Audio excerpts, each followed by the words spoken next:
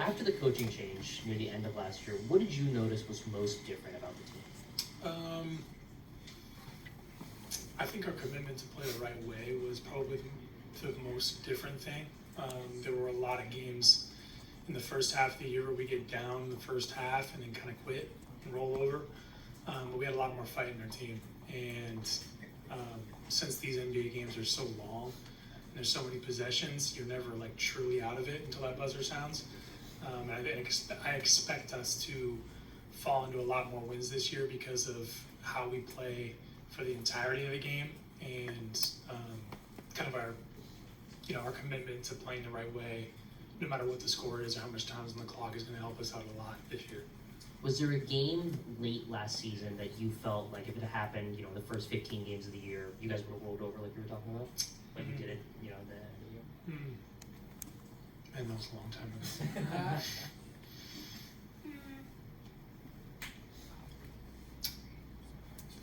Not that I can remember now. I just remember that kind of collective feeling in the locker room. Or even like if we got blitzed with this 10-0 run in the second half, that would kind of kill us in the first half of the season. We just don't have that anymore. And then for you, you're in the midst of trying to get a contract extension. What's that process been like? How are you feeling as you get ready for the season? I mean, honestly, it's been really fun. Like, it's a big decision, and it's like a big part of anybody's career, that first kind of introduction to the business side of basketball. But I mean, I kind of have craved that part of the game for a while now, and you kind of, as a rookie, and you're on your rookie deal, you just play, and you hope to play your best, and then let the rest take care of itself. But now I'm fully in it, and it's been fun to kind of get that side of what the business part of basketball is really like. How you doing, Corey? Good. Brett Scott, Northern Wizards.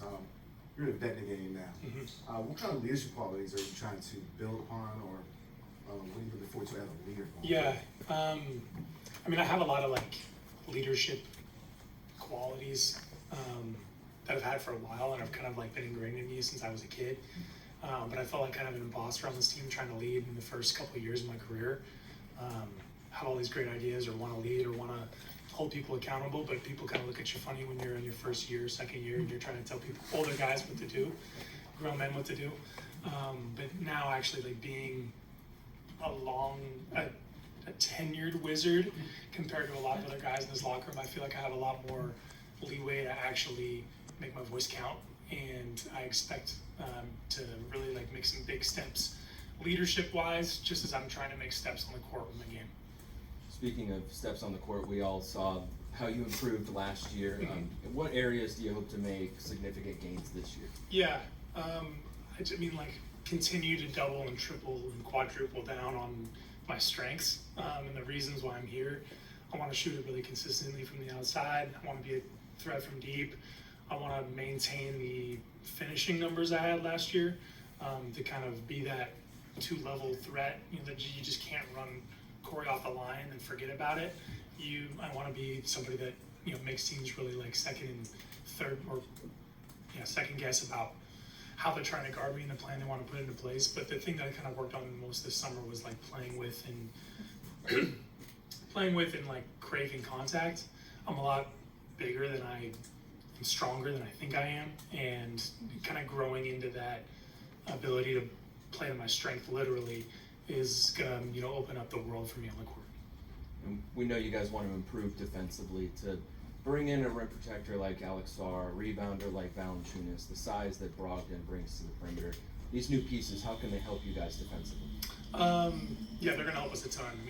2 out of those 3 guys have played in like playoff environments, really, really big games, and know the game inside and out. And that kind of experience and leadership that they bring is gonna help us a ton on defense. We're gonna have, we're gonna tweak some things defensively. We're gonna have a different plan in place. It's gonna make it really easy on us to, guard other teams really well. But having that security blanket, both on the perimeter with Malcolm and inside with Jonas and Alex, gives us guards confidence to like pressure the ball and put a lot of stress on other teams, ball handlers. It's that kind of relationship between the guards and the bigs that make for a really good defense. And it's something we want to get better at for sure. And I think BK's got a really good defensive history and background as well, and he's going to put a good plan into place to help us succeed. Hey, Corey, last year with the new front office tried to do a lot of things to kind of level up. Yep. How are they continuing that? How have they continued that this offseason? Yeah, well, I mean, I walked into the practice facility my first day, and about 3 weeks ago, and we had a brand new locker room. So like, that's one. A lot of it's visual. Like they've told us that they want us to feel comfortable and feel at home walking into work. When you can, leave your home and feel like you're going to a second home when you go to the place that you work, that's going to make us feel more comfortable, help us feel better in our own skin, and ultimately perform better. So in the first year and kind of through the first summer, a lot of it's visual, kind of making the place feel better and look better, and having us be more comfortable. And then, I mean, we hired a bunch of people over the summer that I've, just gotten to know, and and they're doing an amazing job. They're the best at what they do, and they're going to make our lives easier as players. And again, in an effort to help us perform our best. So, all good marks on my report card for how they're leveling up. But yeah, so far so good. Hey, Corey. Hey. Bijan Todd, Miami Sports Network. As a veteran of the team now, a long tenured Wizard, as you said, what do you Not old, but not old, tenured. didn't Sure. Didn't say the old word. Thank you. What are you doing specifically as a vet to try to ingratiate the young players into the game and try to get them more prepared for their first steps in the NBA? Yeah, I mean, the one thing that I remember about being a rookie or being a second-year player in the league is just like, it sounds funny, but like little things like remembering everybody's name, or like the route you take to get home from the gym, or making sure you're on time to places. And like that was a huge stressor for me. Like I wanted to be on time, I wanted to be in the right place, I wanted to make sure I was doing the right thing. And that little stuff of like being an adult and showing up on time is a big learning curve for a lot of guys who are coming from college or other professional leagues. So little stuff like that helped me when I was a rookie, and I hope to pay that forward to get these guys as comfortable as possible. I mean, they're already like amazing people, and they work hard, so they have that going for them. But I want to be able to make sure that when the season gets going and we kind of get in the grind of things, that they feel like they can be themselves, and that's the most important thing. Christy Winter-Scott, Miami Sports Network.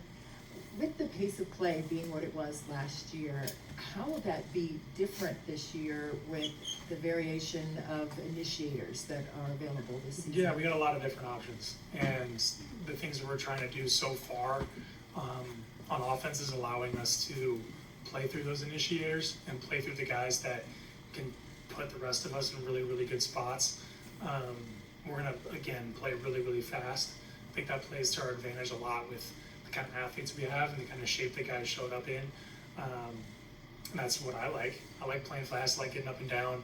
I like running the floor. So I think you're going to expect a high tempo. You need to expect a high tempo offense from us, and really smart playmakers with the ball, putting us in good places to succeed. Building off of that, I asked Coach Keith about Malcolm Brogdon's ability to drive and kick. Mhm. What can that do for you specifically as a shooter who's so good at obviously catch and shoots? Yeah, I mean, he and I have had a lot of conversations already about how he says the word unlock me and use my skill set to better the team and better our offense. Malcolm pretty much owns the paint as a guard, and he can kind of get touches in there whenever he really wants to, and that's what he's built his career off of. And not only that, he's like really cerebral and really smart too. So he can, do the really hard task of getting into the paint, but also making plays for others. And I've already seen the success that brings. For my 3-point makes or 3-point makes and his assist numbers. So I hope to continue to work with him on that to see how he plays. And it's all a learning curve. It's all chemistry, and that just comes with reps. So and reps and conversations. So I hope to just continue to talk with Malcolm about that and see how he plays and play off of him the best way that I can to make him successful and make me successful. Hey, Corey. Hey. You talked about the offense and the pace of play, but you also talked about your building yourself over the off season. Last season, you talked about the challenge for yourself defensively, and you took that leap. We all saw it. What does that look like now, that next step defensively for you, especially knowing that that's an area BK is going to hold the entire team accountable? Yeah, I mean, as players, like, even though sometimes, like, coaches or, like, any player can tell you that a coach would get on your nerves every now and again, but the BK's consistency and his accountability is something that, like, deep down we truly crave. And I want that. Everybody on this team wants that. And it's different for each player, right? So, like, the things that he holds me accountable on are, one of them is defense. And the physicality that I brought up earlier, playing, craving contact, like, works on both sides of the ball. And I can use my physicality, my frame, to, like, guide guys where I want them to go. And that was a big focus for me this summer too, on both sides of the ball. And, like, thankfully I believe that I have the physical ability to guard anybody on the floor, and it's putting myself in the right positions early and using my physical, strengths to make myself a successful defender. And it's going to take some games to actually see that implemented, but, like, so far it's been really, really positive. And I hope to be an impact defender for this team this year rather than somebody in the past who has tried to get by. I want to make that big leap into being somebody that we can rely on both sides of the ball. And did you, with the strength that you gained over the summer, is it something that you changed with your diet? Obviously, weightlifting is a component of that. Is it maybe tweaking something that you did in your workouts to allow yourself to get even stronger than you have been over the course of your career, or is it just maintaining what you've been doing? No, it's maintaining. It's like in the weight room. It's maintaining what I've been doing. Like, I'm plenty strong enough to do the things that I want to do physically on the court. But it's like just trying stuff out defensively. I mean, playing a lot of live reps in summer and pick up, kind of being really intentional of how I play defense and not being afraid to, like, screw up, mess up, and go back to the drawing board over and over again. This summer has been, in its entirety, no matter what I worked on, was, like, details and, like, tightening the screws on stuff. I didn't really feel like I had to, like, completely overhaul or add a brand new skill in the summer. It was truly just, like, dialing in the things that I already had and kind of making it work for me. And as you get further and further in your career, you start to reinvent yourself less and less, and you just you get really, really good at the small stuff. And that was how I approached the summer on both sides of the ball. So it's just throwing a lot of things to the wall, seeing what sticks, and then really kind of tightening the screws on stuff that you like. Corey, in what ways, if any, does Jordan Poole seem different now compared to 12 months ago? Yeah, you can just tell his blood pressure's a lot lower. I couldn't imagine the kind of stuff he was dealing with his first year here. I mean, coming to a brand new team from a place that you've never been before, and you're asked to do a host of different things that maybe he didn't have that role or that responsibility with the Warriors, and it felt like he was juggling a lot of different stuff. And this year he just feels comfortable, he feels calm, he feels secure in who he is and the kind of player he wants to be for us. And he's had a year to, kick the tires on his role on this team. And it feels like to me that he's coming in to be more of a leader, and he's coming into this year feeling super secure in who he is and the kind of player he is. So I've been really impressed with the progress he's made there and the strides he's taken in that part of his game. Because we all know the stuff he can do on the court. He's super talented and skilled player, and it's all the rest that's taking huge jumps. It just seems, after years and years of asking people about possible contract extensions and free agency, all that stuff, that it creates a lot of stress. And I'm sure all of us here can understand why. So why for you, in addition to it being your first contract negotiation, actually makes it fun?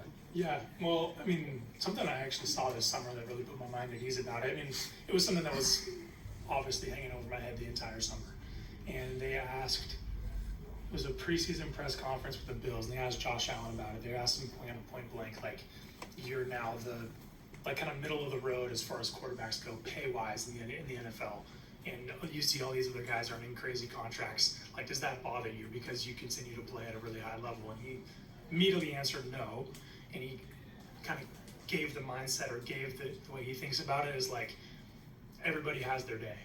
Everybody has their day in the NFL and the NBA and whatever sport you play. Why wouldn't you want everybody else to have theirs as well? And that's kind of the way that I look at it now, is like, whether it's now, whether it's next season, or whenever future contracts come up, for me, like, I'll have my day, I'll move on, I'll be able to take care of my family, I'll be able to play the sport that I love for a living, and then from there on out, it's, your life kind of returns to normal afterwards. And I'm not gonna, no matter how much or whatever I sign for or wherever my career takes me, like, my life's not gonna look much different. My lifestyle's gonna stay the same. I'm pretty happy and secure in who I am and how my family is. And so the stress that comes with the contract just feels a little lighter when you enter into the talks that way. Thanks, Corey.